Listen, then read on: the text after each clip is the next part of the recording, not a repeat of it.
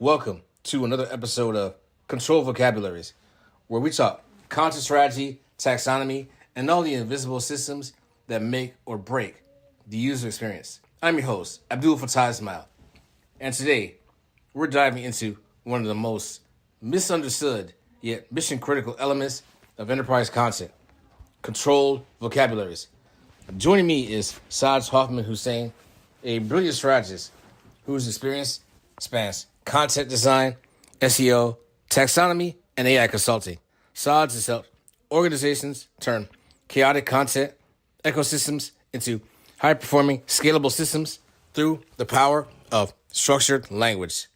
We'll talk about everything from stakeholder alignment and metadata workflows to how AI is changing the game and why control in control vocabulary is less about restriction and more about clarity. Let's get into it. When you're working with enterprise clients, how do you explain what a control vocabulary is and why it matters for their content strategy? It's a curated list of terms used to categorize and retrieve information within a system, a bit like a CMS. And it matters because without it, content gets lost, duplicated or mislabeled, which really kills discoverability and scalability. And I'd like to liken it to an incredibly messy house. So sure, a little bit of clutter here or there won't kill you. But if you don't have some sort of way to organize it or define where things go, you may find yourself struggling to function there or on an episode of Hoarders. In your experience developing taxonomies at enterprise software companies, what's the biggest misconception organizations have about controlled vocabularies?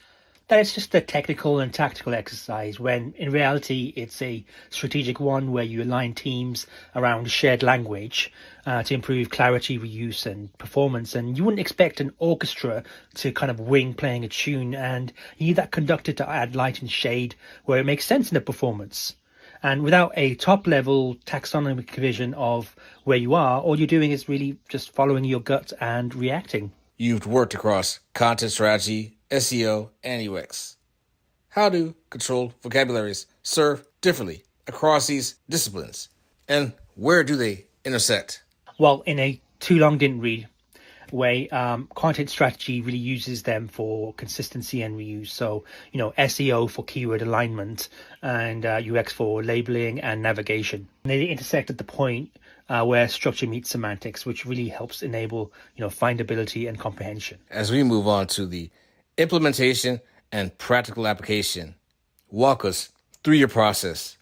When you're conducting content inventory and gap analysis, how do you identify where a control vocabulary needs to be implemented or improved? So what I tend to do is I tend to look for friction. So that could be inconsistent tags, misaligned search queries, or poor internal linking. So, content audits and gap analyses usually surface where, users and systems aren't speaking that same language. And what I tend to do is speak with stakeholders to understand their perspective on what they want the content to represent. And then I make sure that voice, tone, and style are going to be aligned with those definitions, concepts, and terms. Agreed. It is all about alignment with the voice, the tone, and the style. Let's get tactical. What tools and methodologies do you recommend for building and maintaining control vocabularies, especially for teams that might be starting from scratch? So really start simple. You don't need to reinvent the wheel each time. Find what's working first and then refine from there. Use, spreadsheets for initial term mapping, card sorting to validate your assumptions. And then as you scale, move to tools like Airtable, which has like schema support. You can create workflow automations in software like Zapier or HubSpot to help categorize and refine sorting. Pair all that with stakeholder interviews and search data, and that'll help guide term selection and list maintenance. You've developed content models and metadata frameworks. How do you balance the need for comprehensive tagging with the reality of content teams who might see this as extra work? Really good question, Abdul. As a content business leader, you need to make sure that the team really understand the why of the work so they can get bought into it. You need to anticipate resistance and really prepare to be open and transparent about the need for the work. Just ultimately be a source of support to your team, not stress.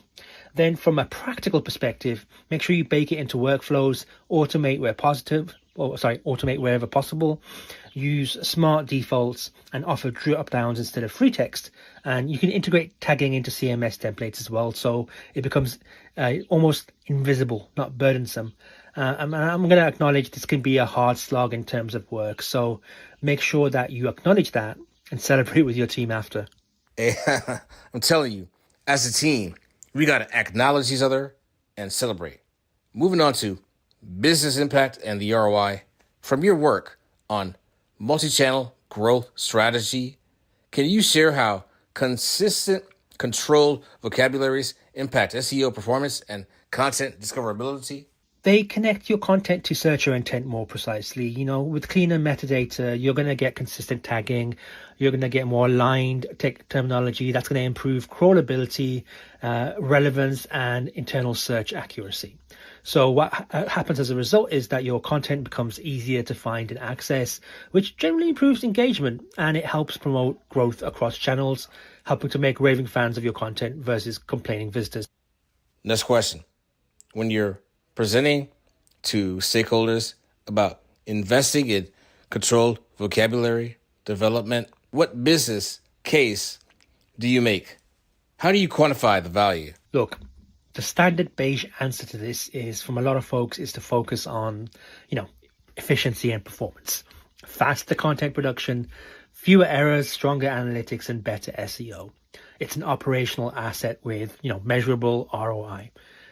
So, business leaders do care about that stuff, but you need to move that conversation from short-term tactical wins to true blue business outcomes. So it's not enough to say this will help users find more stuff easily, and you can track that through increased engagement on Google search, SEMrush, or whatever.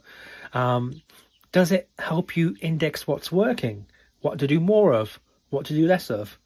Are we getting actionable customer feedback that helps make sense of it all? So when you create that business case, you really need to tell the story behind the tactics in order to win stakeholder attention and buy-in. So zoom out. Given your current work with AI consulting through the Prompt Doctor, how is AI changing the controlled vocabulary landscape? Are we automating taxonomy creation or making human curation more important? I'm going to say it's gotten rid of a lot of the manual grind. I'd argue both, but that we're automating the manual work while also providing opportunities for, smart content strategists to test in different ways that we couldn't previously do, right? Due to time and resources. For example, being able to categorize an entire subset of pages, tag them, then evaluate them. Those may typically have been separate tasks formerly. You can now create workflows to help them be done in asynchronously, so which really frees you up to zoom out and consider what's working and what's not. Looking ahead, where do you see the biggest opportunities and challenges for controlled vocabularies in the next few years? How people consume and respond to content is changing, and therefore we need to find non-linear ways of setting up our vocabularies so that they change to audience expectations. And really there isn't a one-size-fits-all approach that can encompass every demographic. I think we're getting very close to hyper-personalization, and with AI leading the charge, thoughtful strategists and creatives will need to develop new ways of working out classification that really help support interaction and discovery. If someone listening manages content at their organization and suspects they have vocabulary consistency issues, what's the first step you'd recommend they take on Monday morning? Hire me! Joking, but not really. The first step I'd recommend is audit your top performing content. Are tags and terms consistent? If not, flag those mismatches and start building a starter list of, preferred terms. And then seriously consider contracting an expert in this particular space. Content managers are so stretched, so thin that often, this task gets a surface level attempt at best. Before we wrap up, what's the one piece of advice about controlled vocabularies you wish every content professional understood? Controlled vocabularies, ironically, aren't about control. They're about clarity. They make your content work easier, get found faster, and it helps you scale smarter. They're a valuable part of increasing your org's authority and at an enterprise level, corralling complex category content to meet the needs of your buyers.